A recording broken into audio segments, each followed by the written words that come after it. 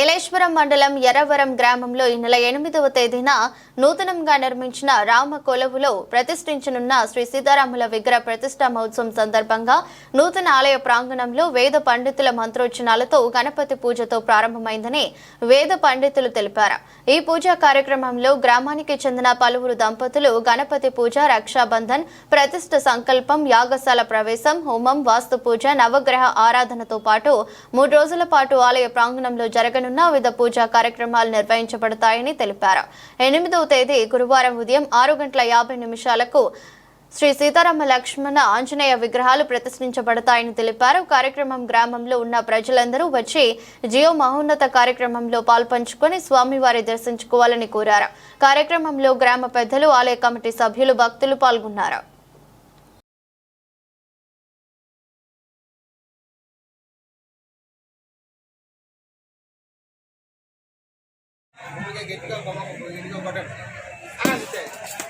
ఆచమనం చేసిన చెంబు కాకుండా ఇంకో చెంబు పెట్టుకున్నారు కదా, అందులో కొంచెం ఒక పువ్వు 2 అక్షంతలు వేసుకోండి.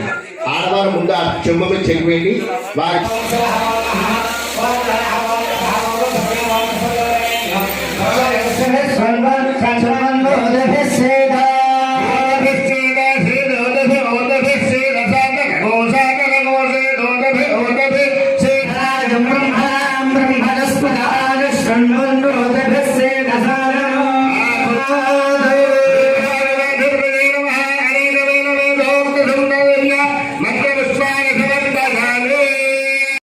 ఇంకో పుష్పం తీసుకోండి.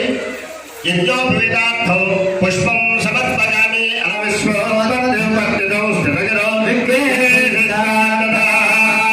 ఆ పువ్వులు అలా వేసేసి గణపతి దగ్గర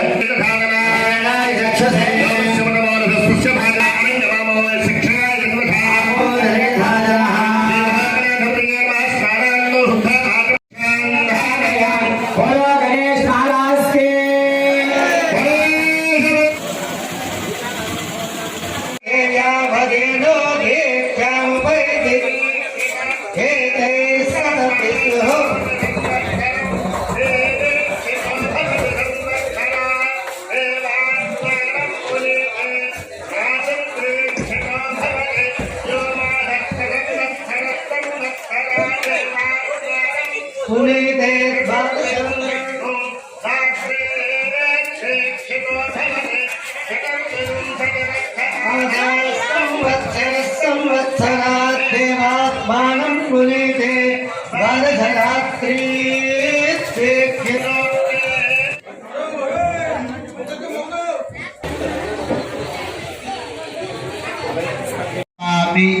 ఆద్య